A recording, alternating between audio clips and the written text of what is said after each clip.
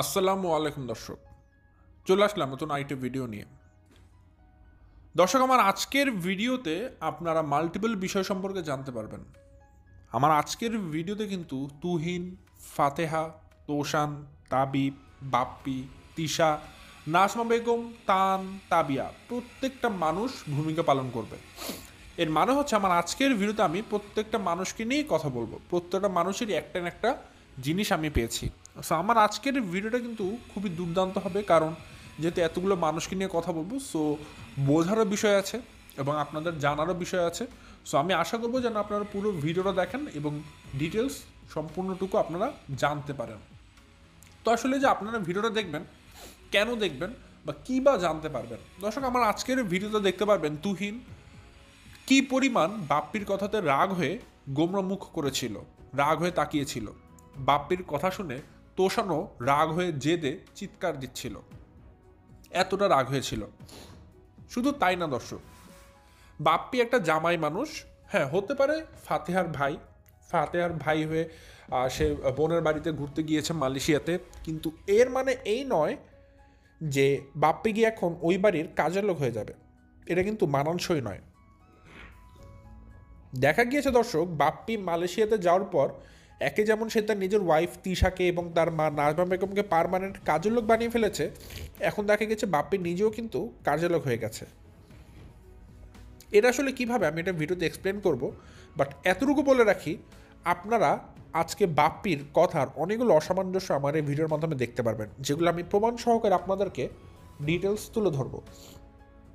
তো যদি দর্শক আপনারা এই বিষয়গুলো সম্পর্কে জানতে চান, বিস্তারিত দেখতে চান এবং তিশার কিছু মূর্খতা দেখতে চান, আসলে দর্শক হ্যাঁ, তিশা মূর্খ, তিশা নিজে স্বীকার করে সে লেখাপড়া করেনি, কিন্তু ভদ্রতা কিন্তু মানুষের সাথে সাথে একটা ভালো সোসাইটি বিলং করলে মানুষ নিজের থেকে শিখে যায়। কিন্তু এত বছরে যে তিশা একটা ভালো ভদ্র শোভনীয় আচরণ শিখতে পারেনি, এটাই হচ্ছে কি আফসোস। সে বিদেশে গিয়ে কীরকম করছে এগুলো আসলে না বললেই নয়। সো যদি আপনারা আমার আজকের ভিডিও দেখতে চান, তাহলে অনেক কিছু দর্শক দেখতে পারবেন। সো বেশি কথা না বাড়িয়ে চলুন শুরু করা যাক আমার আজকের ভিডিও। শুধু বলে রাখি দর্শক, আপনারা যারা নতুন এখন পর্যন্ত আমার চ্যানেলটাকে সাবস্ক্রাইব করে পাশে থাকা ছোট্ট বেল আইকনটা বাজিয়ে অল নোটিফিকেশন অন করে নিয়ে অবশ্যই করে দিবেন। আর যারা ভিডিওটা দেখছেন, লাইক দিয়ে ভিডিওটি দেখা শুরু করবেন। দর্শক, আমি আমার ভিডিওর মূল কথা শুরু করে দেই। আজকের ভিডিও শুরুতে একটা কথা বলে রাখি দর্শক, এটা বলতে পারেন এক রকমের ক্ষমা প্রার্থনা আপনাদের কাছে। সেটা হচ্ছে, এর আগেও এরকম আমি কয়েকবার বলেছি, আবারও বলছি যে ভিডিওর ব্যাকগ্রাউন্ডে কিছু সময় দর্শক হঠাৎ হঠাৎ খুবই বাজে কিছু শব্দ শোনা যেতে পারে। এটার জন্য আমি কোনোভাবেই দায়ী নই। দেখা গিয়েছে যে বাসার আশেপাশে বিভিন্ন কনস্ট্রাকশনের কাজ চলে, যখন আপনারা জানেন এই সমস্ত কনস্ট্রাকশনের কাজ চলে খুবই বিরক্ত লাগে, নিজের কানেও খুব কষ্ট লাগে, আর ভিডিও দিতেও কিন্তু শান্তি বা প্রশান্তি পাওয়া যায় না। আর আপনারা যে আমার কথা শুনবেন সেটাও ঠিকমতো বোঝা যায় না। তো যার জন্য আমি আগে ক্ষমা প্রার্থী যে বিভিন্ন সময় হঠাৎ হঠাৎ হয়তো আপনারা দুই একটা জায়গায় শব্দ পেতে পারেন, আমি আগেই বলে দিচ্ছি। কারণ এখন আপাতত কোনো শব্দ নেই, আবার কোন সময় তাদের মোটর চালু হয়ে যাবে, মেশিন চালু হয়ে যাবে, আমি নিজেও জানি না। এই জন্য আগে থেকে আমি আপনাদেরকে ফর মাই কনসার্ন আমি আপনাদেরকে জানিয়ে দিলাম আর কি। তো এখন ঘটানো হচ্ছে, আমার আজকের ভিডিওটা আমি শুরু করব ঠিক বাপ্পির মতো সকাল 8:30 থেকে। বাপ্পি ভাই জন্য কিন্তু তার ভিডিওটা সকাল 8:30 শুরু করেছিল। কি শুরু করেছিল দেখা গিয়েছে দর্শক, বাপ্পি গতকালকে যে ভিডিওটা দিয়েছে সে ওই ভিডিওটা শুরু করছে একদম সকাল থেকে। এবং আমরা একটা জিনিস দেখেছি, আমরা একটা জিনিসের সাক্ষীও বটে। সেটা হচ্ছে, বাপ্পি কিন্তু যখন ঢাকাতে ছিল বা ঢাকায় থাকে বা পাবনায় থাকে, যখনই ছিল, বাপ্পি একটা জিনিসের প্রতি খুব সুন্দর মতো ইউজড টু, সেটা হচ্ছে সকালে চা বানানোতে। আমি দেখেছি, আপনারাও দেখেছেন, আমরা সাক্ষী যে হ্যাঁ, বাপ্পি নিজের চাটা সবসময় নিজে বানিয়ে খায় সকালবেলায়। এটার জন্য সে কারো মুখাপেক্ষী হয়ে বসে থাকে না যে কোনো একটা মানুষ সকালে উঠবে, কোনো একটা সার্ভেন্ট আসবে বা সালমানের মা আসবে, তারপর তাকে একটা চা বানিয়ে খাওয়াবে। এটার প্রত্যাশাতে বাপ্পি কোনোদিন বসে ছিল না আর বসে থাকবে বলে মনে হয় না। এটা বাপ্পির একটা চিরায়ত অভ্যাস। সে সকালে উঠেই চা খেতে বসে এবং নিজের চাটা সে নিজেই বানিয়ে নেয়, এবং তার কাছে মনে হয় সে চাটা হয়তো ভালো বানায়। ঠিক আছে, তো এটা আসলে ভালো যে একটা মানুষ, পুরুষ মানুষও ঘরের কাজকর্মে হেল্প করে, এটা ভালো, এখানে আমি দোষের কিছু দেখিনি, এবং এটা সবারই টুকটাক কাজকর্মে হাত বাড়ানো উচিত। আচ্ছা, কিন্তু দোষটা আসলে এখানে নয়, দোষটা হয়েছে যেহেতু বাপ্পি এখন তার বোনের বাসা মালয়েশিয়াতে ঘুরতে গিয়েছে, এখানে একটা জিনিস দোষের হয়েছে, কারণ বাপ্পি এখন ঘুরতে গিয়েছে, কাজ করতে যায়নি। আর দ্বিতীয়ত বাপ্পি কিছু মিথ্যা কথা বলেছে, যেগুলো চোখে মুখে আমি আপনাদেরকে ধরিয়ে দিতে পারবো। তাহলে ঘটনাগুলো কি সেগুলো আমি এক্সপ্লেন করে দিই। তো বাপ্পি প্রথমত মালয়েশিয়াতে ফাতিহার রান্নাঘর থেকে তার ব্লগটা শুরু করেছে গতকালকে, দেখবেন। শুরুতে সে বলেছে এখন বাজে মোটামুটি সকাল 8:30। আমি আগের রাত্রেই আমি ফাতিহাকে মানে নিশিকে নাকি সে বলেছে, মানে ফাতিহা নাজরিনকে, যে সকালে তো আমার চা লাগে, তো চায়ের কোনটা কোথায় আছে আমাকে দেখিয়ে দিতে, আমি আমার চাটা নিজে বানিয়ে খাবো। এটা বাপ্পি নিজের মুখে বলছে। তো সেরকমভাবে ফাতেহা নাজনীন নাকি বাপ্পিকে সব কিছু দেখিয়ে দিয়েছে, যে কোথায় দুধ রাখা আছে, কোথায় চা পাতা রাখা আছে, কোথায় চিনি রাখা আছে, এগুলো বাপ্পিকে ফাতেহা নাজনীন দেখিয়ে দিয়েছিল। তো সেরকম মতোই বাপ্পি সকালে রান্না করে এসেছে, কোন পাতিলে রান্না করবে, কোথায় কি আছে সব কিছু নিয়ে সে নিজের মতো করে চা রান্না করছিল, ঠিক আছে। তো চা রান্না করছিল এবং সে ভিডিও করছিল। তো বাপ্পি যখন এই ভিডিওর কথাটা বলে, তখন একটা কথা স্পষ্ট বোঝা যায় বাপ্পির কথার মতো দিয়ে, যে এখন যেহেতু সকাল, এত সকালে কেউ ঘুম থেকে উঠবে না, তো তার মানে তার চা বানানোর জন্য কোনো মানুষকে সে পাবে না। তিশা হোক, ফাতেহা নাজনীন হোক, নাজমা বেগম হোক, কেউ তাকে চা বানিয়ে দিবে না। এই জন্য সে তার নিজের চাটা নিজে বানাচ্ছে। এটাই কিন্তু বাপ্পি আগের রাতে বলেছিল, যে তার সকালে চা লাগে, এই জন্য চায়ের কোথায় কী রাখা আছে এটা যেন ফাতেহা নাজনীন তাকে দেখিয়ে দেয়, এবং ফাতেহা নাজনীন দেখিয়ে দিয়েছে। তার মানে এই কথার অর্থ কিন্তু দাঁড়ালো এটাই, যে বাপ্পি যে পরিমাণ সকালে উঠবে আগে, ওই অত সকালে অন্য কোনো মানুষ উঠবে না। এই কারণে বাপ্পির তো একটা চায়ের অভ্যাস, এই জন্য বাপ্পি নিজের চাটা নিজে বানিয়ে খাবে, কাউকে বিরক্ত করবে না, কাউকে বলবে না ঘুম থেকে উঠে আমাকে চা বানিয়ে দাও। তার মানে অবশ্যই এখানে দোষের কিছু নেই, কারণ একজন মানুষকে আপনি অযথা কষ্ট করাবেন কেন ঘুম থেকে উঠিয়ে? ঠিক আছে, সমস্যা নেই, ধরে নিলাম ফাতেহা নাজনীন এতটুকু স্যাক্রিফাইস করবে না, যে তার ভাই এসেছে আমি আমার ভাইকে এক কাপ চা বানিয়ে দিই, ঠিক আছে, সমস্যা নেই। কিন্তু বাপ্পি কি বলেছে? বাপ্পি অত্যধিক সকালে উঠে, এই জন্য সে নিজের চাটাকে নিজেই বানিয়ে খাবে। ওকে, সমস্যা নেই, সে নিজেরটা নিজে বানিয়ে খাক। কিন্তু সমস্যাটা কখন হয়েছে জানেন? বাপ্পি যখন চা বানাচ্ছিল, আমি দেখতে পাই একে একে করে রান্নাঘরে সবাই এন্ট্রি করছিল। প্রথমে দেখলাম তিশা এসেছে, যখন চাটা রান্না করার প্রায় শেষ জাল হয়ে গেছে, তখন তিশা এসেছে। এরপরে দেখলাম ফাতেহা নাজনীন এসেছে। তখন আমি আবার একটু পিছনে গেলাম ভিডিওটাকে টেনে, যে আমি কোনো কিছু মিস করলাম কিনা। তখন আমি বাপ্পির চা বানানোটা খেয়াল করলাম, দেখলাম বাপ্পি চায়ের মধ্যে প্রায় 3 মুঠ চা পাতা দিয়েছে। তখন আমি একটা সাধারণ মানুষ হিসেবে ভাবলাম, 1 কাপ চা বানাতে 3 মুঠ চা পাতা কেন লাগবে? তার মানে অবশ্যই এখানে অনেক কাপ চা বানানো হচ্ছে। মাথাতে কোশ্চেন অটোমেটিক চলে আসলো, বাপ্পি তো তার নিজের চা খাওয়ার জন্য চা বসাচ্ছে, এটা বসাতেই পারে, কিন্তু বাপ্পি এতগুলো চা কেন বসালো? তখন ধীরে ধীরে সমস্ত কিছু পানির মতো পরিষ্কার হয়ে গেল, ট্রান্সপারেন্ট হয়ে গেল। ঘটনা হচ্ছে এরকম, সকালে যে চাটা, সকালের নাস্তার যে চা, এটা বাপ্পি সবার জন্য বানাচ্ছে। কত বড় নির্লজ্জ ছোট লোক! আমি জানি না যে ফাতেহা নাজনীনের বাসাতে তার ভাই মা সবাই পরিবার ঘুরতে গিয়েছে, ফাতিহা তাদেরকে দিয়েই সকালের নাস্তা, দুপুরের খাবার, রাতের খাবার বানাচ্ছে। এটা খুবই তাজ্জব হওয়ার মতো বিষয়। তো গতকালকে ফাতেহা নাজনীন আবার একটা ভিডিও দিয়েছে, এবং ভিডিওটা ছিল মানে এরকম, আমি নাকি আমার ভাবিকে দিয়ে সমস্ত রান্না করাচ্ছি, এটাকে আবার টিজ করে সে কথা বলছে, এবং সে আবার একটা এক্সপ্লেন দিয়েছে যে ভাবি আজকে আমাকে সকালে আবার খিচুড়ি রান্না করে খাওয়াবে। এই খিচুড়ি নাকি আবার ফাতেহা রাঁধতে পারে না, এই জন্য এই জিনিসটা সে তিশাকে দিয়ে রান্না করাচ্ছে। ভালো কথা, তো আপনি কি চা রান্না করতে পারেন না? আমার কোয়েশ্চেন আপনার কাছে, এটার এক্সপ্লেনটা দিয়েছেন, যে এটাকে কী বলবেন? আপনি কি তাহলে এখন নতুন নতুন চা বানান, নাকি এখন এটা বলবেন যে আপনার ভাই মানে বাপ্পি সে অন্য কারো হাতে চা বানানো খেতে পারে না, এটাকে বলবেন? কি বলবেন আপনি আসলে? এটার এক্সপ্লেনটা, লজিকটা দিয়ে যাবেন কষ্ট করে, আমি এটা একটু জানতে চাই, এটা একটু শুনতে চাই, আপনি এটাকে কি লজিক দিতে পারেন। তো বাপ্পিকে দেখা গেল দর্শক, সে চা বানালো 4 কাপ, বুঝবেন দর্শক। তো তিশা এসেছে শেষ মুহূর্তে রান্নাঘরে এসে, প্রত্যেকটা কাপে সে চাগুলোকে বাড়ছে, এবং ফাতেহা নাজনীনও রান্নাঘরে এসেছে, এসে দাঁড়িয়ে গল্প করছে। তো আমি তখন ভাবলাম, ফাতেহা নাজনীন সজাগ, ঘুম থেকে উঠেছে, তাহলে কেন সে সবার জন্য চা বানালো না? সামান্য চাটা তো ফাতেহা নাজনীন সবাইকে বানিয়ে খাওয়াতে পারে, কিন্তু না, সে বানাবে না। ওই দিন সকালের নাস্তা ছিল খিচুড়ি আর চা, চাটা বানিয়েছে বাপ্পি, আর খিচুড়িটাকে রান্না করেছে তিশা। তাহলে দেখুন ফাতেহা নাজনীন কী রান্না করলো। ঠিক আছে, ফাতেহা খিচুড়ি রান্না করতে পারে না, তিশা রান্না করে দিয়েছে। চাটা তো অ্যাটলিস্ট ফাতেহা বানাতে পারতো, সেটাও সে বানায়নি, সেটা তার ভাই বানিয়েছে বাপ্পি। বাপ্পি জানে এটা দোষ হতে পারে, মানুষ মন্দ বলতে পারে, এই জন্য বাপ্পি কি অজুহাত দিল, যে সে অনেক সকালে উঠে, এই কারণে আসলে সে নিজেরটা নিজে বানিয়ে খাচ্ছে। তাহলে ভাই আপনি 1 কাপ বানিয়ে খান, আপনি 4 কাপ কেন বানাচ্ছেন? তার মানে আপনি সবার জন্য বানাচ্ছেন, একটা মিথ্যা কথা বললো। দ্বিতীয়ত বাপ্পি আরেকটা মিথ্যা কথা বলেছে, সে বলেছে সকাল 8:30 বাজে। সকাল 8:30 দিকে সে এখন চা বানাতে এসেছে, কিন্তু সেটা মিথ্যা কথা।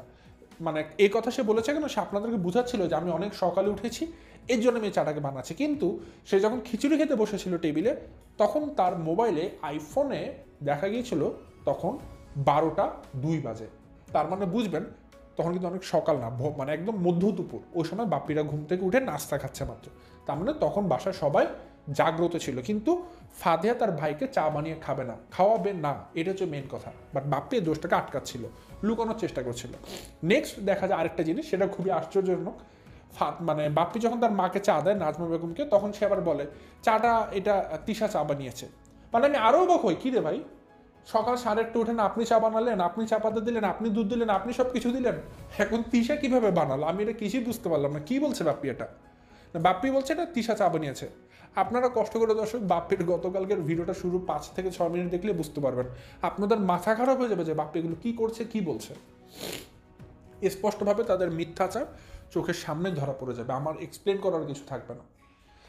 যাই হোক, it's none of my business, এটা আমার কোনো দরকার নেই। আমি যতটুকু যা দেখেছি অসামঞ্জস্য আমি আপনাদের কাছে তুলে ধরেছি। জাস্ট মেইন যে মোটোটা আমার ছিল বলার, এখানে 2টা মেসেজ থ্রু করা ছিল যে ফাতেহা কোনো কাজ করে না, সে তাদের বাড়ির রান্না টান্না সব তিশাকে দিয়েই করাচ্ছে।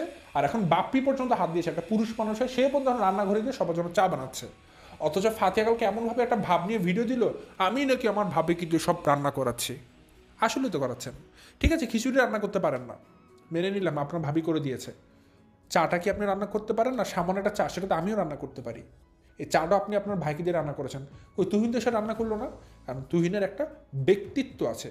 আপনার ভাই হচ্ছে, কি বলবো আসলে দর্শক, তার কোনো ব্যক্তিত্বই নেই। একটা ব্যক্তিত্বহীন পুরুষ হচ্ছে বাপ্পি, যার কারণে সে মানে পুরুষ মানুষের রান্নাঘরে রান্না করতে চলে গেছে। এটাকে দর্শক দোষ হিসেবে নেবেন না।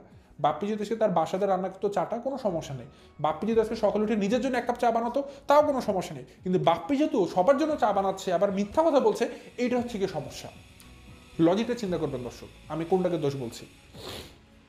আচ্ছা, নেক্সট যে বিষয়টা বলবো দর্শক, এখন বাপ্পিরা সবাই ঘুরতে যাবে, অনেকদিন হয়েছে ঘুরতে যায় না, তো আজকে তারা সবাই ঘুরতে যাবে। গতকালকের ভিডিওতে দেখা গেল তারা ঘুরতে যাচ্ছে, ভালো কথা, ঘুরতে যান আপনারা।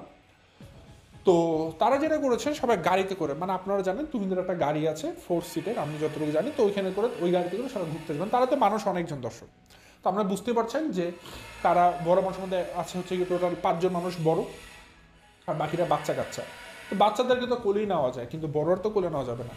তো যেটা হয়েছে, এখন সিট ডিস্ট্রিবিউশনটা কীভাবে হবে, কে কীভাবে বসবে। আপনারা একটা জিনিস সবাই দেখেছেন, অলওয়েজ সবসময় দেখেছেন ফাতেহার ভিডিওতে, আবার তিশাদের ভিডিওতে, যে ফাতেহা যখন তাদের গাড়ি করে বাইরে ঘুরে, তখন কিন্তু সবসময় দেখা গিয়েছে যে ফাতেহার যে জামাই তুহিনের পাশের সিটে সব সময় তোষান বসেছে। তোষান সবসময় তার বাবার পাশের সিটটাতেই বসে, এটা অলওয়েজ, এখানে কোনো দ্বিমত পোষণ করবেন না আপনারা, কি আমি জানি। আবার একইভাবে আপনারা যদি ঢাকাতে বাপ্পি তিশাদের ভিডিও দেখেন, যখন তারা গাড়িতে করে ভ্রমণে যায়, দেখবেন সব সময় ফ্রন্ট সিটে কিন্তু তান বসে, ঠিক আছে, আর না হলে বাপ্পি বসে, বাট ম্যাক্সিমাম সময় তানই বসে, তান বা বাপ্পি এভাবেই বসে। এটা তাদের সিট ডিস্ট্রিবিউশন থাকে সব সময়। তানের জন্য সিট ফিক্সড থাকে, মানে ড্রাইভারের পাশের সিট। তা এখন গতকালকে বাপ্পিদের ভিডিওতে দেখা গেল এখন সামনের সিটে কে বসবে। তোষানও তো সামনের সিটের দাবিদার, আবার তানও সামনের সিটের দাবিদার, এখন কে বসবে? তো শুধুমতো ফাতেহা পিছন থেকে তোষান বলে, তোষান তুমি সামনের সিটে বসো, যখন গাড়ি তুলতে হয়, তখন বাপ্পি চিৎকার দিয়ে ওঠে, না তোষান সামনে বসবে না। তখন ফাতেহা বললো কে বসবে? বলে আমি আর তান বসবো, আমরা দুজন সামনের সিটে বসবো। চিন্তা করুন দর্শক, বাপ্পি অধিকার খাটাচ্ছে, আমি আর তান বসবো। তো এই কথা শুনে তোষান চিল্লিয়ায় ওঠে, মানে একদম ভিডিওতে দেখা যায়, সেটা ভিডিওটা বাপ্পি পরে কেটে দেয়, চিৎকার দিয়ে ওঠে, না আমি যাবো না, এরকম বলে সাথে সাথে ভিডিওটা কেটে দেওয়া হয়। আর ওদের থেকে আবার ফাতেহার ভিডিওতে সেম সিনিয়রিতে দেখা যায় যে তুহিন গাড়ির ওইপার থেকে মন্ডু, মানে তার মাথাটুকু রাগ হয়ে গরম গরম চোখ করে ফাতেহাদেরকে তাকিয়েছিল। কারণ তুহিন এক্সপেক্ট করছিল যখন বাপ্পি বলেছে যে আমি আর তান বসবো, তখন ফাতেহা অ্যাটলিস্ট বলবে না তোষান সামনে সিটে বসবে। তোষান কোনোদিন তার বাবাকে ছাড়া বসে না সামনে, তোষান আর তুহিনই সামনের সিটে বসবে। এটা কিন্তু আর ফাতেহা বলেন, আর এটা এক্সপেক্ট করছিল তুহিন যেন ফাতেহাটা বাপ্পিকে বলে, বাট বাপ্পিকে এটা ফাতেহা বলতে পারেনি। কিন্তু ঘটনা কি জানেন, যখন তারা আবার গাড়িতে চড়েছে, সিট কিন্তু ঠিকই অদল বদল করে নিয়েছে, সেটা আর ভিডিওর মধ্যে দেখানো হয়নি। কিন্তু যখন তারা মাঝখানে চলে গেছে, তারা টুইন টাওয়ারের কাছে চলে, তখন গাড়ির মধ্যে দেখা যায় ঠিক বাপ্পির সামনে কিন্তু তোষান বসেছিল আর তানকে কিন্তু তিশার কোলে দেওয়া হয়েছিল, তার মানে তান কিন্তু আর গতকালকে সামনের সিটে বসতে পারেনি। তুহিন ঠিকই তার ছেলেকে কিন্তু তার পাশের সিটে রেখেছে, ঠিক আছে। তো এই যে ঘটনাগুলো, এইগুলো কিন্তু দর্শক একরকম ছোটলোকি কাজ, যে কে কোথায় বসবে কি করবে একটা, মানে এগুলো খুবই ছোটলোকি কাজ ভাই। এগুলোকে নিয়ে তো আসলে তো দৌড়ঝাঁপ লাফালাফি করার কিছু নেই আমার মনে হয় পার্সোনালি। নেক্সট যেটা বলবো দর্শক, নেক্সট হচ্ছে তিশার বিষয়। হ্যাঁ, এটা আমরা সবাই জানি, আমরা যখন প্রত্যেকটা মানুষ ফার্স্ট টাইম কোনো অ্যাডভেঞ্চার করে আমাদের মধ্যে একটা এক্সাইটমেন্ট কাজ করে, একটা বাচ্চা সুলভ আচরণ কাজ করে। যেমন একটা একটা একটা যদি বাস্তব অভিজ্ঞতা বলতে পারেন বা যে কোনো একটা অভিজ্ঞতা বলতে পারেন একটা মানুষের ক্ষেত্রে, ধরুন আমরা সাধারণ জীবনে কক্সবাজার দেখিনি বা আমরা কোনো সমুদ্র সৈকত দেখিনি।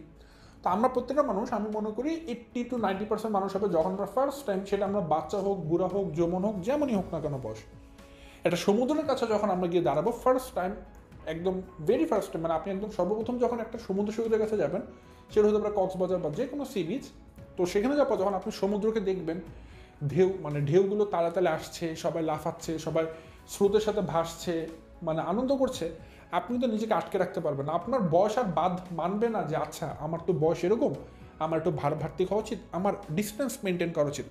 আপনার মন তাড়না দিবে, আপনাকে মন চাবে যে আপনি দৌড়ে গিয়ে সে সাগরে ঝাঁপ দিয়ে একটু দুটা স্রোত গায়ের সাথে লাগান। এটা প্রত্যেকটা মানুষের একটা ইনস্টিংক্ট নেচার মনে হবে।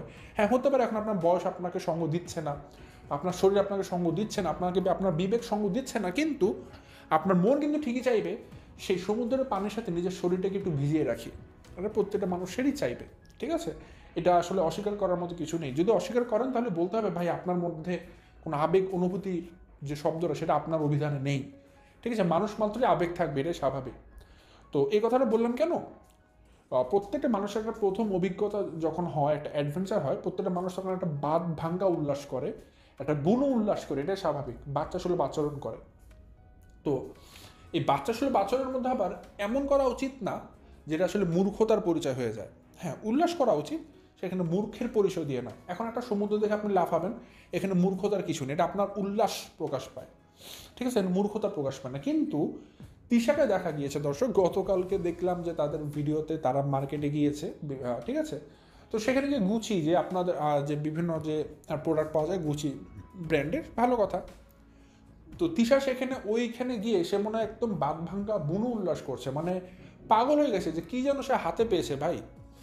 আমরা কিন্তু নিউ মার্কেটে দেখি যে নিউ মার্কেটে যখন আমরা যাই, তিশা যে নিউ মার্কেট থেকে গুচির ব্যাগ কিনে খালি 100, খালি 100, খালি 200, খালি 200-তে কিন্তু গুচির ব্যাগ বিক্রি করে। আসলে কি সেগুলো গুচির ব্যাগ? আমরা কিন্তু জানি, নিজেরা জেনে শুনেই কিনি যে না এগুলো গুচির ব্যাগ না, এগুলো কিন্তু একটা মানে সেকেন্ডারি প্রোডাক্ট, মানে একটা ফেক প্রোডাক্ট। আমরা জানি, জেনে শুনে কিন্তু আমরা কিনি। তো তিশাও কিন্তু জানে। তো গতকালকে সে আসল গুচি দেখে তার মাথা খারাপ হয়ে গেছে, মানে সে এমন একটা ভাব, মানে ফাতেহাত সব কিছু দেখাচ্ছে, এগুলো সবই ব্র্যান্ড, এখানে ব্র্যান্ড ছাড়া কিছুই নেই। ভাই ব্র্যান্ড তো আমাদের বসুন্ধরা সিটিতেও আছে। আসলে কি দর্শক, ফাতেহা জানে যে তিশা খুব একটা বেশি লেখাপড়া করেনি, তিশা অনেক কিছু জানে না, যার কারণে ফাতেহা তিশার সাথেই ভাব নিতে পারবে, ঠিক আছে, গর্ব করতে পারবে যেগুলো সব ব্র্যান্ড, তোমাকে দেখো আমি কোথায় নিয়ে এসেছি। আর তিশা বলদের মতো গুচিকে পেয়ে গুচিকে জড়িয়ে ধরছে, ছবি তুলছে, শরীরটাকে ভেচকে টেচকে কেরম করে দাঁড়াচ্ছে, মানে অদ্ভুত রকমের সে কাহিনী। মার্কেটে বাইরে এসে দৌড়াচ্ছে, নাচানাচি করছে, মানে কল্পনাতীত, মানে এগুলো একটা মূর্খতা পরিচয়। জীবনে ফার্স্ট টাইম দেখার পরে সে বেশি আবেগ আপ্লুত হয়ে গেছে, মানে বোঝাই যাচ্ছিল। কিন্তু এগুলো দিয়ে একটা মূর্খতা পরিচয়, একটা ব্যক্তিত্ব নষ্ট করেছিল তিশা তার নিজের। আর অন্যদিকে যেটা আমি বলতে চাই, এই যে ফাতে যে এত ভাব নিচ্ছিলেন আপনি তিশার সাথে, এগুলো সবই ব্র্যান্ড। আমি ব্র্যান্ডের জায়গাতে তোমাদেরকে নিয়ে এসেছি, যেটা এত ব্র্যান্ড চিনেন, এত ভালো ভালো ব্র্যান্ডের দোকান আপনাদের মালয়েশিয়াতে আছে, আমাদের বাংলাদেশে নেই, আপনি দাবি করছেন। তাহলে এই যে এত সুন্দর সুন্দর ব্র্যান্ড যে আছে, এরকম ব্র্যান্ড থেকে একটা গুচির ব্যাগ আপনি কোনোদিন আপনার ভাবিকে এনে দিয়েছেন? ভাবি তোমার জন্য একটা গুচির ব্যাগ এনে দিলাম, সেটা তো কোনোদিন দেননি। তাহলে এত ব্র্যান্ড থেকে লাভ কি বলুন? এর থেকে আমাদের বাংলাদেশের খালি 100 টাকার যে ফেক গুচি প্রোডাক্ট, সেটা কিনলেও শান্তি লাগবে, ঠিক আছে। ওই আপনাদের মতো মানুষের এই সমস্ত কথা শোনার থেকে ভালো। ফাতে যত ভাব নিচ্ছিল, আমি তিশাকে বলতে চাই, তা আপনার কাছে যত ভাব নিচ্ছিল, কোনোদিন আপনার ননদকে দিয়েছে আপনাকে একটা গুচির ব্যাগ? বা এই যে মার্কেটে গিয়েছেন গুচি শোরুমের বাহিরে, এই হেঁটে হেঁটে আসলেন, খালি গুচি ব্র্যান্ডটাকে হাত দিয়ে ধুয়ে মানে ছুঁয়েই দেখলেন, আপনার ননদকে আপনার একটা গুচি ব্র্যান্ডের ব্যাগ কিনে দিল না তো? তাহলে সেই ব্র্যান্ড, সব কিছু ব্র্যান্ড, এই কথাটার মানেটা কি? তাহলে নে একটা ব্র্যান্ডের দোকানে নিয়ে যা, আমাকে একটা ব্র্যান্ডের জিনিস কিনে দে, দেখি কত কিনে দিতে পারিস, কত বড় মন তোদের। নাই তো। আপনাদের মধ্যে তো সে মানসিক মানবিকতা নেই, উদারতা নেই। হাত খোলান, আপনাদের হাতগুলো ছোট ছোট হাত, কিপটা হাত। আর ফাতে যে কিপ্ট এটা সবাই জানে। তো সেই ক্ষেত্রে ফাতের কাছ থেকে এর চাইতে বেশি কিছু আশা করা যায়ও না কিন্তু। তো যাই দর্শক, এই জিনিসগুলো গতকালকে দেখলাম, ঠিক আছে। আবার তারা খাবার খেতে গেছে, সেখানে গিয়েও দেখলাম আরও তাজ্জব করার মতো বিষয়। ফ্রেঞ্চ ফ্রাই, নাগেট, ওই সে ফ্রোজেন ফুডগুলোই তারা মার্কেটে গিয়েও খাচ্ছে, ম্যাকডোনাল্ডসে। মানে নাম একটা ম্যাকডোনাল্ডসে খাচ্ছি, ভাই খাচ্ছি কি ওই একই তো আলু ভাজাই খাচ্ছেন। আমরা আমাদের বাসা বাড়িতে আলুটাকে ভেজে খাচ্ছি, আর আপনারা ব্র্যান্ডের দোকানে ম্যাকডোনাল্ডসে বসে সেই আলুটাকে ভেজে খাচ্ছেন, খালি একটু বেশি দাম দিয়ে খাচ্ছেন। এই এতটুকু যা পার্থক্য, এর বাইরে পার্থক্য তো আমি দেখি না। ঠিক আছে, আপনারা যারা খেয়েছেন জানেন হয়তো স্বাদে হেরফের হবে 19-20, কিন্তু দিন শেষে আপনি ওই আলু ভাজাই খাচ্ছেন, বাংলায় বললে আমিও আলু ভাজাই খাচ্ছি, ওই ফ্রোজেন ফুডই খাচ্ছেন আপনি। ঠিক আছে, ওই নাগেট, সসেজ, বার্গার এগুলোই। কই একটু খাওয়াতেন ভারী খাবার, ফাতে নাজদিন খাওয়াননি তো। কারণ ওই যে পয়সা লাগে, ওই পয়সাটা আপনি খরচ করবেন না আপনার ভাইদের জন্য, পরিবারের জন্য। এটা হচ্ছে আসল কথা। ওই যে বললাম গতকালকে কিপটা মন, আশ্রম দিবেন না, কোনো কষ্ট করবেন না। আপনার ভাইরা যা বাজার করে এনেছে দেশ থেকে, ওইগুলো আপনি তাদেরকে রান্না করে খাওয়াচ্ছেন। আপনি রান্না করছেন না, ভুল বললাম, তারা যা কিনে এনেছে তারা সেটাই রান্না করে নিজেরা খাচ্ছে এবং আপনাদেরকেও খাওয়াচ্ছে। সো আপনি কী করলেন তাদের জন্য? একটা আন্ডা পেরেছেন তাদের জন্য, আর কিছুই না। তো যাই হোক দর্শক, এই ছিল আমার আজকের ভিডিও। আশা করি আমার প্রত্যেকটা কথা লজিক্যাল এবং আপনারা লজিক্যাল সেন্স দিয়ে ভাবেন। এবং আপনারা যদি আমার এই কথাগুলো প্রমাণ পেতে চান, কষ্ট করে বলবো দর্শক, গতকালকে আপনারা বাপ্পির ভিডিওটা আর ফাতেহা নাদিনের ভিডিওটা, দুজনের ভিডিও প্লে করবেন। অন করলে আপনারা স্পষ্টভাবে প্রত্যেকটা জিনিসের প্রমাণ পেয়ে যাবেন। আমার আর কিছু বলার প্রয়োজন নেই। তো যাই দর্শক, এই ছিল আমার আজকের ভিডিও। আজ বেশি কথা বাড়াচ্ছি না, এখান থেকে বিদায় নিচ্ছি। সবাই ভালো থাকবেন, সুস্থ থাকবেন। আসসালামু আলাইকুম।